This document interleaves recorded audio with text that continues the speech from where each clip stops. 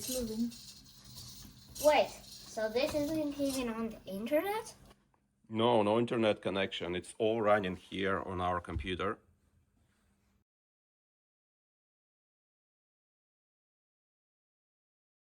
Last time we let Claude drive this robot, but Claude lives in the cloud. Every product costs money, and it needs the internet the whole time, which is risky.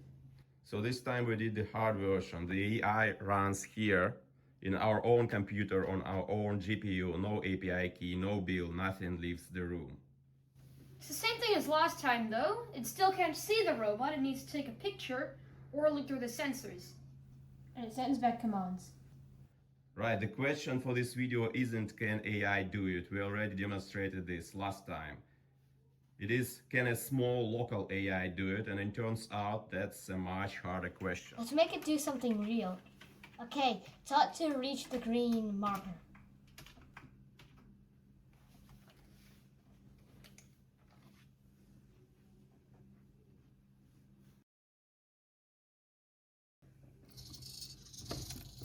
Quick backstory. This took a while. We started these experiments on a model called Qwen with 8 billion parameters. Small enough to fit on a single GPU we had back then.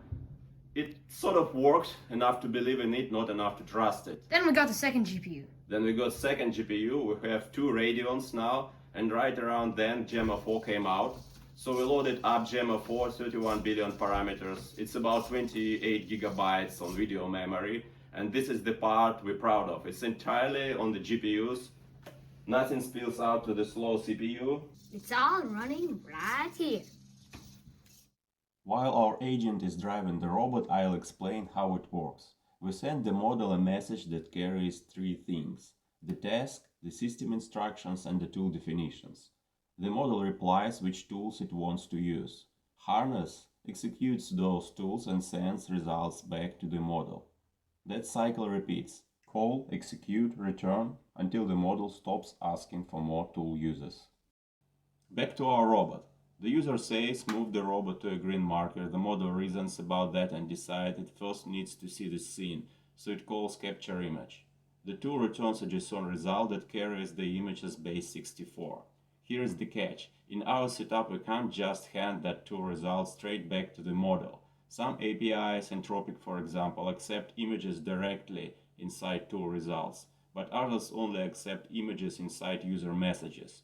So a middleware intercepts the result and reinjects the image as the user message. That got us working, but even Claude was sometimes unsure whether the robot had actually moved. So we actually changed the prompt to make the model report the robot's position explicitly in relative coordinates, plus the direction it's facing. That structured readback is our observation. And it's much sharper image of the state. Without it, smaller models were simply lost. Even that wasn't enough. The real breakthrough was capturing 2 frames per motion, one before and one after, and gluing them into a single before-after image. That one change lifted the smaller models dramatically and helped the larger ones too. It was reminding that today's LLMs are stateless. Every turn we resend the entire conversation history, with a stream of motions and captures that makes resending every image on every call, which makes the model slower and frankly dumber each turn, until the history no longer fits the context window. Images are the worst offender. We don't keep the raw image, only a compact representation, but even that costs a lot of token. Our first fix was a context pruning middleware that drops every image except the most recent one. With that, even a smaller model can finish a task without losing the thread. On longer tasks, pruning alone isn't enough. The texts keep piling up, turn after turn. So when we approach the context limit, we compact. A separate LLM call reads the whole history and replaces it with a concise summary. One last failure mode to cover. Sometimes the model talks about calling a tool but never actually calls it. Smaller models like Gemma and Qwen are especially prone to this. Our first patch was a simple middleware that scanned the reply for tool mentions.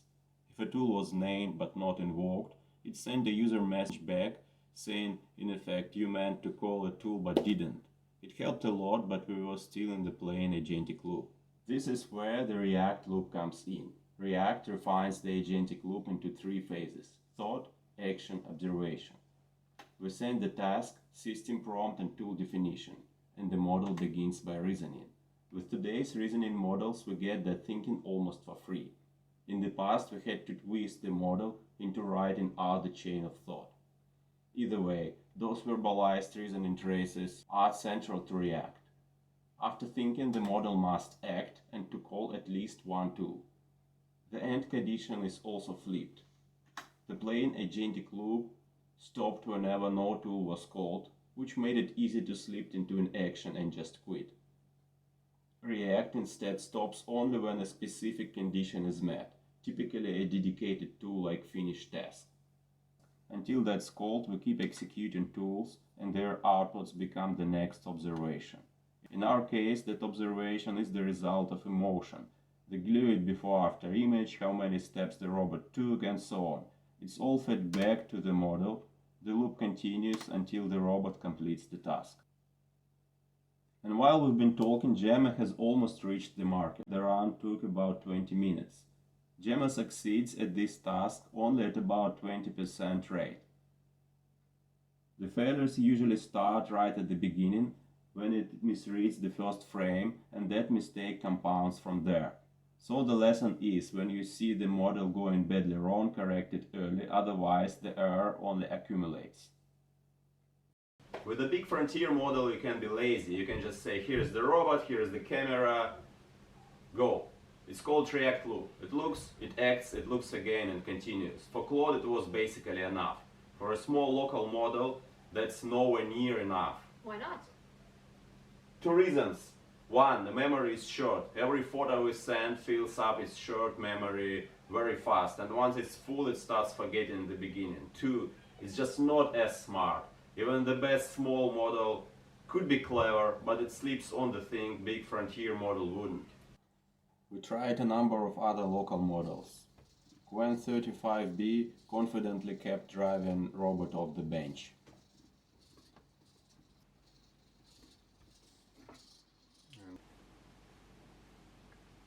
Well, honestly, this is helpless.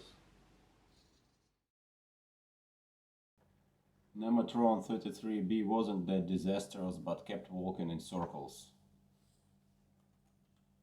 It is important to know that all local models we tried so far are 4-bit quantized. This is a default quantization in OLLAMA. I believe for a task like this one, this shouldn't make a big difference, but if you think different, please leave a comment. And then before doing a huge jump to the cloud, we decided to do a smaller step up and try a bigger model locally. This is Mistral 3.5 medium. It needs 80 gigs of memory, so it only fits 33% on GPU and the rest is on slow CPU. This task took 2 hours to complete because inference is so slow.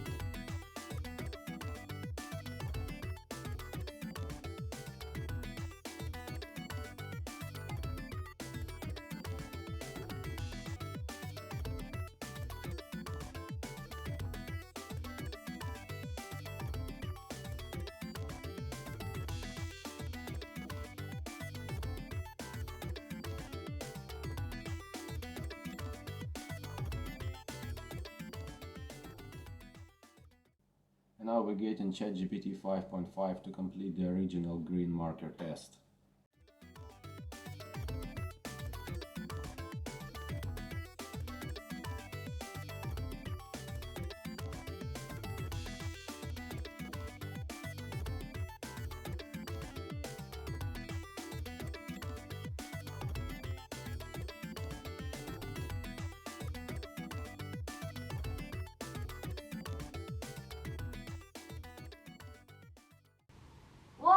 just worked? Smoother, without visible struggle, it succeeded in 5 minutes with so far 100% chance of a success on a task which takes about 20 minutes for Gemma with 20% chance of success. So ChatGPT wins. Here is the thing though, look at what each one runs on. GPT-5.5 lives in a data center on a rack of GPUs you literally can't buy at a store. We're talking hardware that fills a wardrobe and costs more than a car, plus the internet bill, plus a bill for every single photo we process. And Gemma, 2 consumer Radeons, 16 gigs each, a few $100s each, sitting right here under the desk, no internet, no bill. And it basically did the same job? Yes, that's what blows my mind. The frontier model is more capable, of course it is, but the gap isn't data center versus toy. It's a few $100 pair of cards doing a comparable job to the hardware which is worth like a house. The local one isn't the loser here. It's the one you can actually own. 3 takeaways. 1. A simple agentic loop is plenty for a giant model, and not nearly enough for a small one. Small models need scaffolding. Memory management, better direction, tighter prompt. 2. How you manage the AI memory is everything. Keep the conversation, drop all the images as you go, and only summarize at the very last moment. The single design choice that made Gemma usable. 3. Small models are brittle. Get the measurement wrong early and it snowballs. Place the marker upside down and it melts down because you described it as T-shaped marker, not green. They're capable, but they don't recover the same way the big ones do, so you design around that. Don't hard code changeable things into the system prompt. Describe them precisely in your user prompt. And the big one, the frontier model is better, but lives in a rack in a data center worth like a house. Our runs on 2 consumer graphics cards under the desk and does a comparable job. The gap is not the capability gap, the cost gap. This is the whole reason local AI is worth the trouble. Links to everything in the description. The robot kit, our local AI harness, the instructions we give the model, and the short of Gemma's first steps towards the red marker. If you want us to try the specific task, drop it in the comments. We read them. And subscribe so you don't miss the next one. Bye!